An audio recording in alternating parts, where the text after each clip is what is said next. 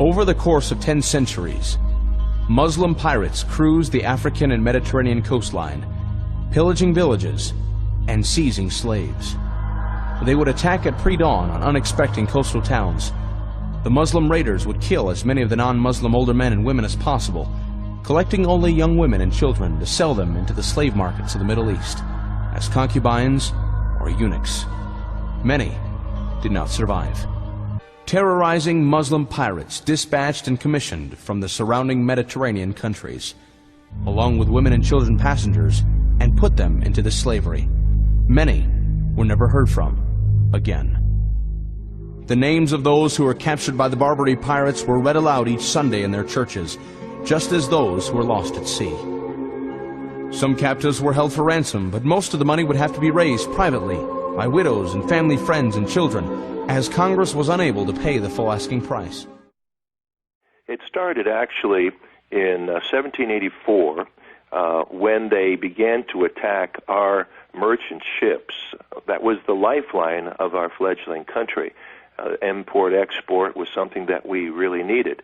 And they started to attack our ships and to capture our people and our goods and actually enslave our people. It has been estimated by several sources that at the end of the conflict, over 30 years later, that they had kidnapped 1.25 million people and enslaved them, some of them trying to actually sell them back to us for a ransom. But it's just an amazing thing in our history that we have forgotten that we fought a group of nations, Algiers, Tunis, Morocco, and Tripoli, around the Mediterranean, that were capturing our ships.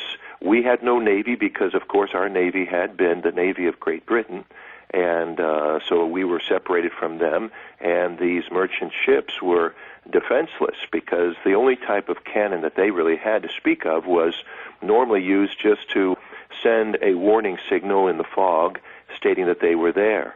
And up to that time, international law had stipulated among nations that there was something called international waters, and within so many miles of any coastal area that ship had safe passage. Well, Muslim terrorists back in those days, these extremists that were called the corsairs or pirates, began to attack in force in 1784. Actually, before that, they were beginning to attack our merchant ships, even while we were beginning to draw to an end the War for Independence. We gave 3 men the charge to go over and try to talk with some of these Muslim nations. They were very interesting men. One of the ambassadors to the Muslim nations surrounding the Mediterranean Sea was Thomas Jefferson. Another one was Benjamin Franklin. The third was John Adams, even before George Washington became the first president under the new Constitution. And so they went over and they basically found out that these people did not want to be reasoned with, that they only understood force, and that they had no intentions of giving up people that they had captured and enslaved at that time. Well, George Washington became the President of the United States, and the war began in earnest. And it wasn't until Thomas Jefferson became our third president that he realized we were paying over 20% of our gross national product as tribute money or extortion money to these Muslim nations. And he said, look, not one more penny for tribute, but millions for defense. And he took that same money that we were paying to these nations that were attacking us through their Barbary pirates, and he invested it into our Navy and Marine Corps and sent them over and started taking care of business. Just an amazing thing that we don't even know. Many of us don't even know that there was such a thing as the Tripoli War or the Barbary War, and the Marines remember it because they sang in their Marine hymn from the halls of Montezuma to the shores of Tripoli, and the Tripoli War is also another name for the Barbary Powers War. The Barbary Coast starts on the sort of top left of Africa, so the Atlantic coast of Morocco. It stretches through into the Straits of Gibraltar and then along that North African coast through all the kind of places which are in the news at the moment, Algiers, Tunis, and the city kingdom of Tripoli, which is modern-day Libya. That 2,000-mile stretch of North African coastline, that's the Barbary Coast. In the 17th century, that area is under the nominal control of the Ottoman Empire. That means it's part of the Dar al-Islam. It's part of the lands of Islam. And it was always thought by Christians and Muslims that this area was on the front line. This is where the sort of little wars were fought out between Christendom and Islam. And it's no coincidence, I don't think, that a lot of the guys I've been writing about in the 16th, 17th century, they referred to themselves as mujahideen. They were warriors for God. They talked about being on jihad. They were on sea jihad to push back the encroaching infidel. They were pushing back Christendom. They're operating out of ports along this whole Barbary Coast and preying on what kind of shipping in the Mediterranean? They're preying on any kind of Christian shipping they can find. So it's mainly merchant shipping, and most of it is engaged in the Levant trade. That is a hugely lucrative trade between Smyrna, in fact, Constantinople, Istanbul. Ironically, we're engaged in trade. The West is in trade with the Ottoman Empire. And a lot of English, French, Dutch, Spanish ships are moving along the Mediterranean to trade with the Greek islands, to trade with Aleppo in Syria, to trade, as I say, with Smyrna and Constantinople. And they're ripe for the picking. They're not treasure ships. They're not like the great Spanish treasure fleets. But then again, the pirates that I've been writing about aren't just after treasure. Sure, they want treasure when they can find it, but they'll take anything. They'll take the ship. They'll take the cargo, even if it's olive oil or currants or whatever, they can sell it. And very importantly, they'll take the crew. Piracy, and in fact the states of Algiers and Tunis and Tripoli depended on slavery. The economies of these states depended on capturing slaves and ransoming them or selling them on. Something like 1 million Europeans were sold into slavery on the Barbary Coast in the 17th century.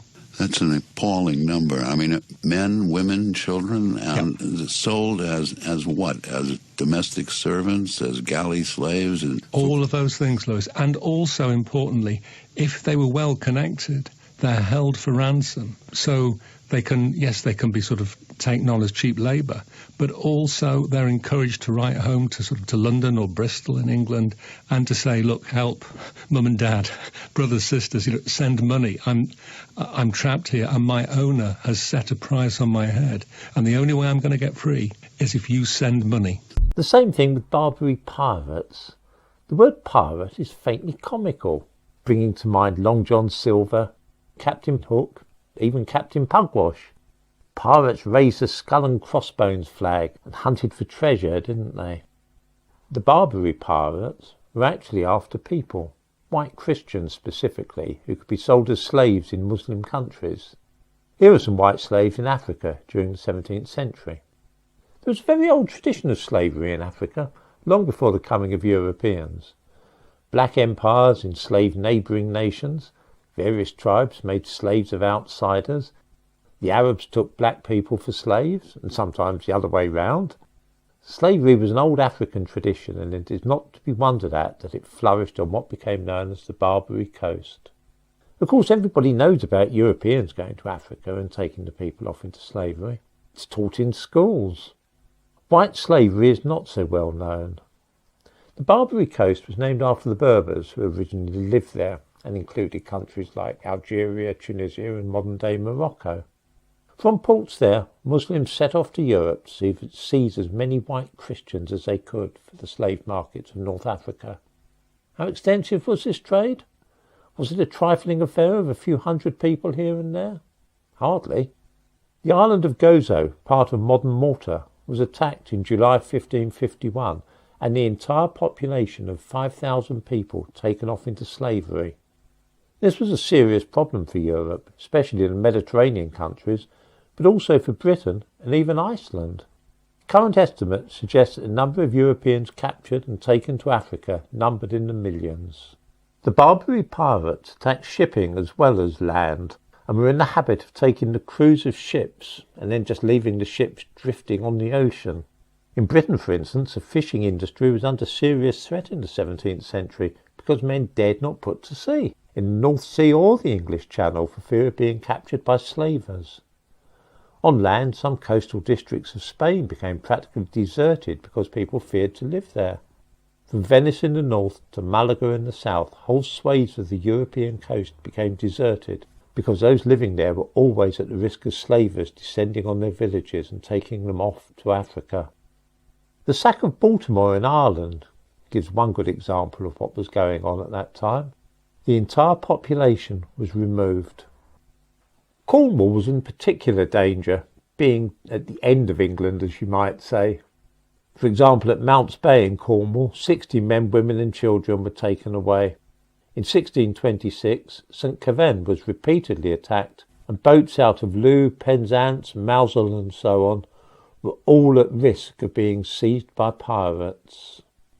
It was thought at the time that around 60 Barbary men-of-war ships were prowling the coast of Britain in the 17th century.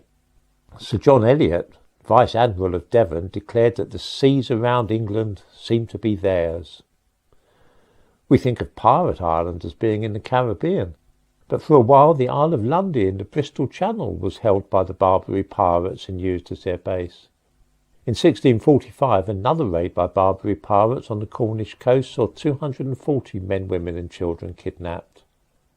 To keep the slave population stable, around 1/4 had to be replaced each year, which for the period from 1580 to 1680 meant around 8,500 new slaves each year, a total of 850,000 in the course of the century.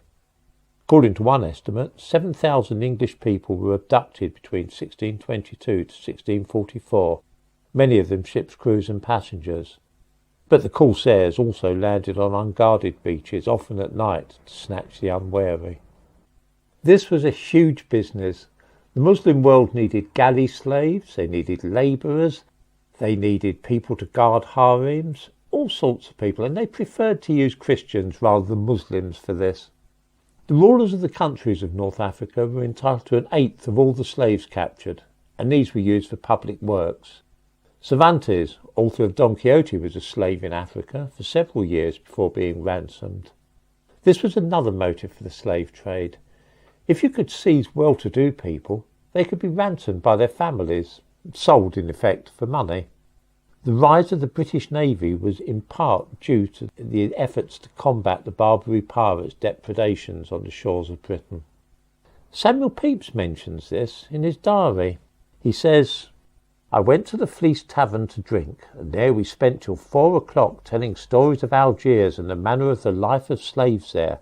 Captain Mootham and Mr. Dawes, who have both been slaves there, did make me fully acquainted with their condition, how they eat nothing but bread and water, how they are beat upon the soles of their feet and bellies at the liberty of their padron, how they are all night called into their master's quarters, and there they lie." The conditions of the white slaves in Africa were sometimes worse than those of the black slaves in the Caribbean and America. Some were routinely castrated to create eunuchs to guard harems. Others were kept as galley slaves, not setting foot ashore for years on end. The ill treatment of these slaves in Africa was a matter of great concern in Europe. How did it come to an end? Well, it's rather unfortunate. The British began to pay tribute to some of the North African countries in order to prevent the Barbary pirates from visiting their country and seizing their ships. It was guyed up under various terms, but effectively the British were paying not to be molested. This all came to an end for American ships with the American Revolution. They no longer enjoyed the protection that the British had, and so several American merchant ships were seized by pirates in the Mediterranean. This led directly to the founding of the American Navy. It was the Americans who finally put a stop to the efforts of the pirates. It was not until 1830, when France occupied the whole of Algeria, though, that the pirate trade finally came to an end. I think it fair to say that not one person in 1,000 is aware of the fact that African slavers were raiding England for years. at least half a century before the English became involved in raiding Africa for their own slaves. This has been described as cultural amnesia. Images such as this one, black African slaves in the Caribbean, are routinely seen in school and during Black History Month. Images such as this, though, showing white slaves in Africa, are all but unknown. Slavery was endorsed by the Bible and Quran, practiced all over the world from ancient times in every continent. It has literally now become a matter, though, of black and white, for all forms of slavery have been forgotten, save that which involves white people enslaving black people. We have over the last few decades in this country been indoctrinated to see slavery as a wicked activity practiced by European colonialists, chiefly against the inhabitants of Africa.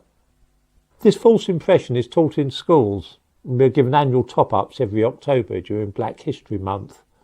The truth is that at least half a century before England became involved in the capture of slaves in Africa, slave traders from Africa were carrying off people from England and taking them away to be slaves.